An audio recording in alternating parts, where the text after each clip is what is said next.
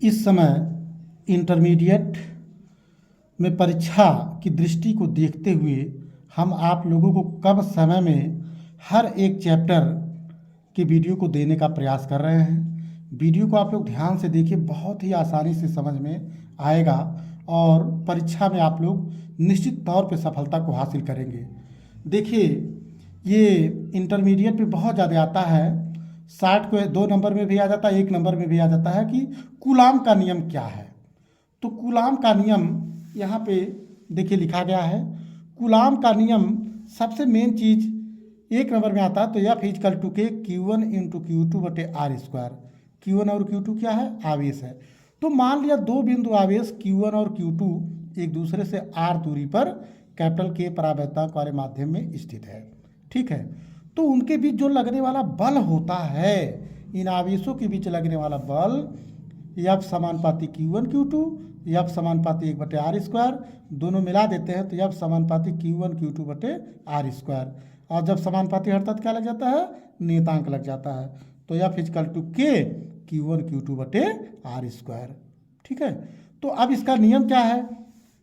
दो स्थिर बिंदु आवेशों के बीच लगने वाला आकर्षण और प्रतिकर्षण बल उन दोनों आवेशों की मात्राओं के गुणनफल के समानुपाती और उसके बीच की दूरी के वर्ग के व्युत्क्रमानुपाती होता है।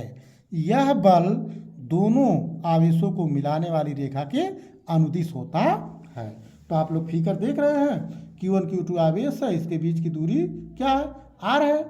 तो दोनों प्लस है तो क्या लगेगा? प्रतिकर्षण बल लगेगा, ठीक।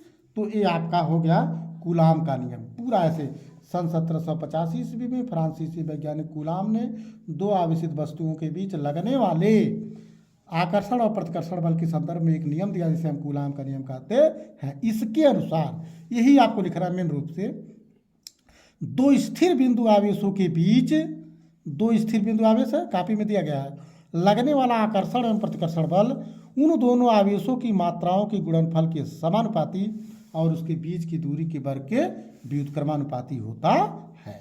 तो यह फिजिकल टू के Q1 Q2 बटे आर स्क्वायर, जहाँ के एक नियतांक है जिसे अनुक्रमानुपाती नियतांक या कूलाम नियतांक कहते हैं, ठीक है। स्मॉल के इजकल टू 1/4πε0 कैपिटल के रखा है, ठीक है ना। स्मॉल जीरो को हम लोग क्या कहते हैं? निर्वात अथवा वायु की विद्युतशीलता। क्या है? विद्युतशीलता, इलेक्ट्रिक परमिटिविटी, ठीक है ना, इंग्लिश में परमिटिविटी कहते हैं। अब साइलेंट जीरो का मान परीक्षा में 1 नंबर में आता है, निश्चित तौर पे आप लोग जान लीजिए, इस पॉइंट को आप लोग अंडरलाइन कर लीजिएगा। अब साइलेंट जीरो का मान होता है 8.85 गुणे 10 की घात -12 कूलाम स्क्वायर प्रति न्यूटन मीटर स्क्वायर। मतलब किसी किसी किताब में 6 लिखा है, 5 लिखा, उससे मतलब नहीं है। हम ज़्यादातर 5 बोलते हैं, यहाँ लिखे हैं 6 लेकिन बोलते हैं 5, उससे कोई अंतर नहीं है। अब साइलेंट जीरो का मान 8.85 गुणे 10 की घात -12 कूलाम स्क्वायर प्रति न्यूटन मीटर स्क्वायर। कैपिटल के है क्या है? माध्यम का परावैद्युतांक है। कैपिटल के माध्यम का परावैद्युतांक है। अब देखिए कुछ परावैद्युतांकों का मान हम बता रहे हैं। निर्वात के लिए के का मान 1 होता है, जो माध्यम का परावैद्युतांक है, डाइलेक्ट्रिक कांस्टेंट है, निर्वात के लिए 1 होता है। वायु के लिए 1.0054 होता है, मतलब दोनों में लगभग हम 1 लगा लेते हैं। जल के लिए 80 होता है, कागज के लिए 3.4 होता है, पाइरेक्स कांच के लिए 4.5 होता है, धातुओं के लिए क्या होता है? अनंत होता है। धातुओं के लिए क्या होता है? अनंत होता है, क्योंकि आवेशों के बीच धातु रखने पर बल क्या हो जाता है? 0 हो जाता है। तो देखिए यही फार्मूला हो गया, F इजकल टू 1/4πε0 के Q1 इंटू Q2 बटे आर स्क्वायर, ठीक है ना। ये आप लोगों का फार्मूला हो गया।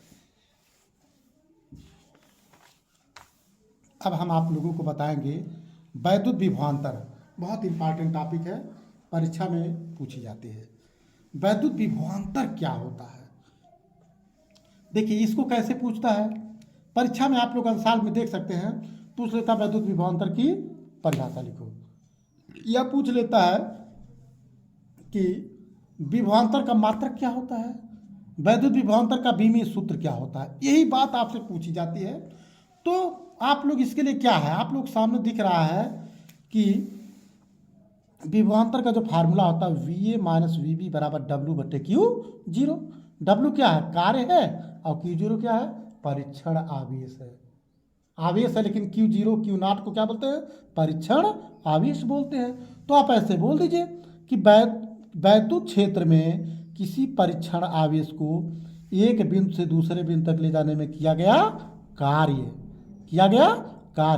और परीक्षण आवेश क्यू जीरो की निष्पत्ति को उन बिंदुओं के बीच क्या कहते हैं, वैद्युत विभवांतर कहते हैं। सीधे अगर आपको डब्ल्यू बटे क्यू मालूम है आप न्यूमेरिकल भी लगा लेंगे, मात्रक भी लिख लेंगे, बीमी सूत्र भी। आप बताइए, कार्य का मात्रक जूल, आवेश का मात्रक कूलाम, तो इसका मात्रक क्या हो गया, जूल प्रति कूलाम, जिसे हम क्या कहते हैं, वोल्ट कहते हैं। वैद्युत विभवांतर का मात्रक क्या होता है, वोल्ट होता है। प्रचलित मात्रक क्या है, वोल्ट। सीधा आपसे पूछा जाए वैद्युत विभवांतर का मात्रक क्या होता है, आप लोग बताइएगा, विभवांतर का मात्रक वोल्ट। अरे नट बोल्ट नहीं कहिएगा, चला नट बोल्ट समझ के आप लोग बता दीजिएगा। विभवांतर का मात्रक क्या होता है, वोल्ट होता है। प्रचलित मात्रक वोल्ट ही है। तो क्या है, जूल प्रति कूलाम।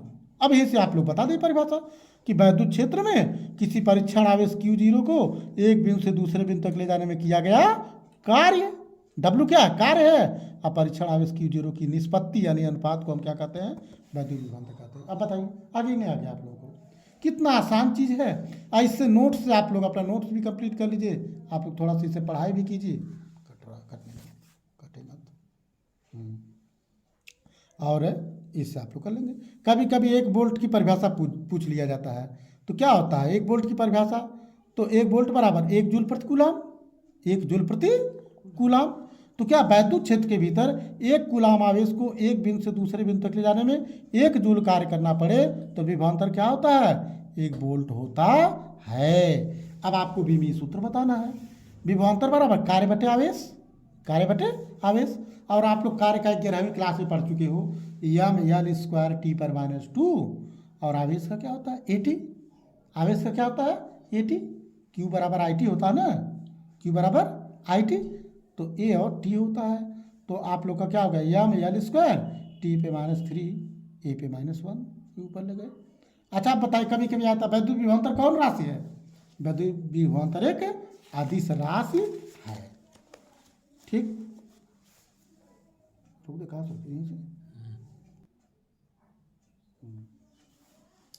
अब आप लोग के सामने दिखाई दे रहा है वैद्युत विभव। तो उसमें विभवांतर था, अंतर मतलब दो बिंदुओं के बीच। अब वैद्युत विभव जो होता है हम लोग सदैव अनंत से निकालते हैं। तो परिभाषा में केवल एक अक्षर चेंज कर देना है, जहाँ पे दो बिंदुओं के बीच था वहाँ हम क्या बोलेंगे, अनंत से बोलेंगे। तो क्या बोलेंगे, अनंत से किसी परीक्षण आवेश क्यू जीरो को किसी बिंदु तक ले आने में किया गया कार्य डब्ल्यू और परीक्षण आवेश क्यू जीरो की निष्पत्ति या अनुपात को हम क्या कहते हैं, वैद्युत विभव कहते हैं। देखिए, किसी परीक्षण आवेश को अनंत से वैद्युत क्षेत्र के भीतर किसी बिंदु तक ले आने में किया गया कार्य, किसी बिंदु तक ले आने में किया गया कार्य और परीक्षण आवेश क्यू जीरो के अनुपात को हम लोग क्या कहते हैं, हम लोग वैद्युत विभव कहते हैं।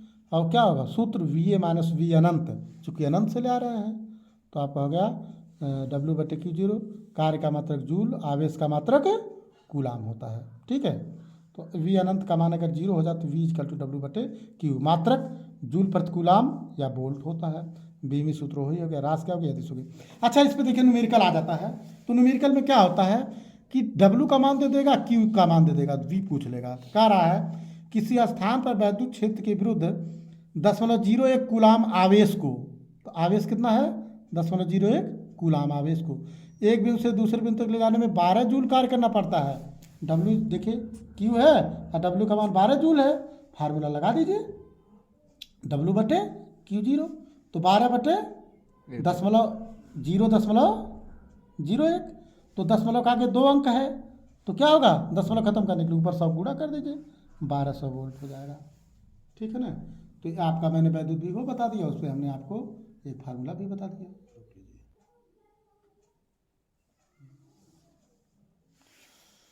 अच्छा, अब देखिए आप लोग हम लिखे हैं विशेष टाइप की एक बात लिखे हैं कि विभिन्न बिंदु आवेशों के कारण किसी दिए गए बिंदु पर परिणामी विभव अलग अलग आवेशों से उत्पन्न विभवों के बीजगणितीय योग के बराबर होता है, जबकि परिणामी वैद्युत क्षेत्र जो होता है सदिश योग के बराबर होता है।